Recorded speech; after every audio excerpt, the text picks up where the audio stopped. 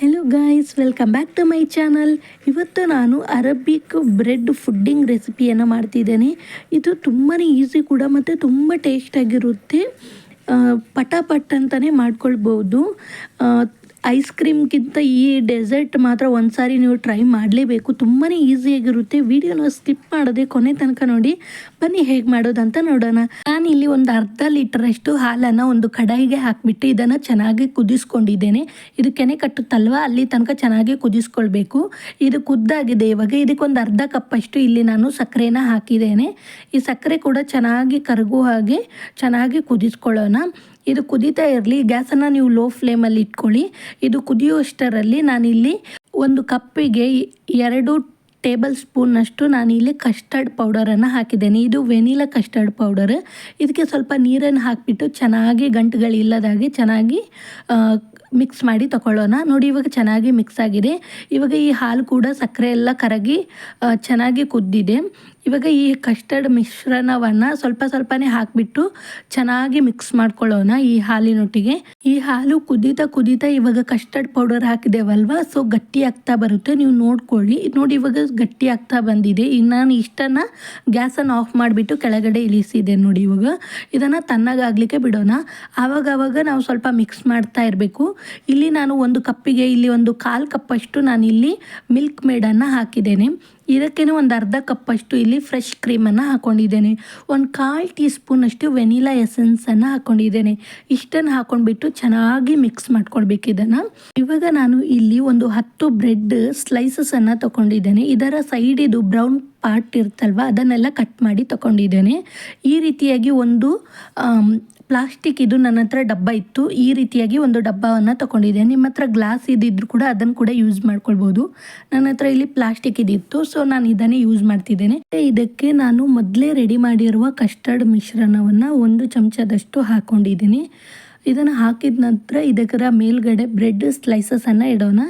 ನಾನಿಲ್ಲಿ 2 ಲೇಯರ್ ಆಗಿ ಇಡ್ತಿದ್ದೇನೆ. ನೀವು 1 ಲೇಯರ್ ಬೇಕಿದ್ರೂ ಕೂಡ ಇಡ್ಬೋದು.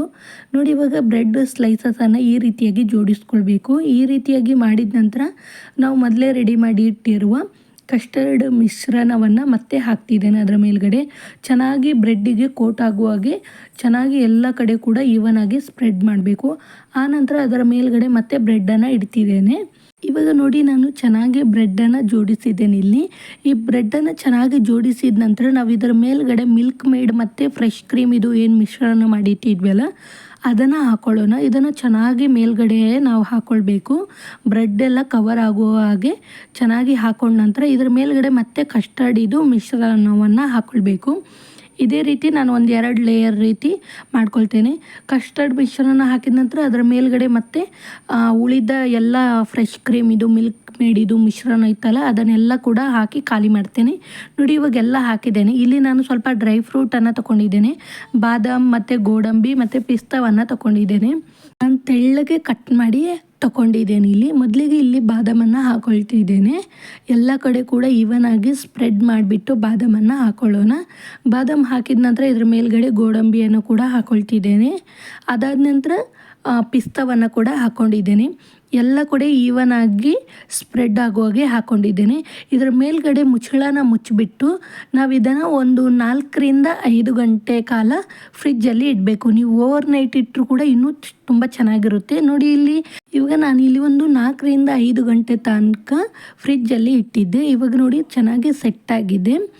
ಈ ರೀತಿಯಾಗಿ ನಾನು ಬ್ರೆಡ್ಡಿದೇನು ಸ್ಲೈಸ್ ಇಟ್ಟಿದ್ವಲ್ಲ ಅದೇ ರೀತಿಯಾಗಿ ನಾನು ಕಟ್ ಮಾಡಿಬಿಟ್ಟು ಇಲ್ಲಿ ತೆಗೆದು ನಾನು ಇಲ್ಲಿ ಸರ್ವ್ ಮಾಡ್ತಿದ್ದೇನೆ. ನೀವು ಫ್ರಿಜ್ಜಲ್ಲಿ ಇಡೋದೇ ಹಾಗೆ ಸರ್ವ್ ಮಾಡಿದರೆ ಅದು ಜಸ್ಟ್ ಬ್ರೆಡ್ ತಿಂದಾಗೆ ಅನಿಸುತ್ತೆ. ಸ್ವೀಟ್ನೆಸ್ ಅಷ್ಟು ಗೊತ್ತಾಗೋದಿಲ್ಲ.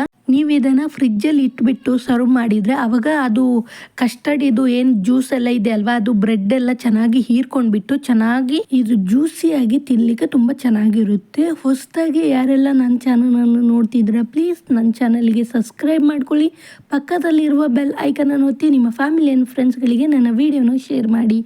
ನನ್ನ ವೀಡಿಯೋಗೊಂದು ಲೈಕ್ ಕೊಡೋದನ್ನು ಮರಿಬೇಡಿ. ತಪ್ಪದೇ ನಿಮ್ಮ ಅನಿಸಿಕೆಯನ್ನು ನನಗೆ ಕಮೆಂಟ್ ಮೂಲಕ ತಿಳಿಸಿ. Thank you.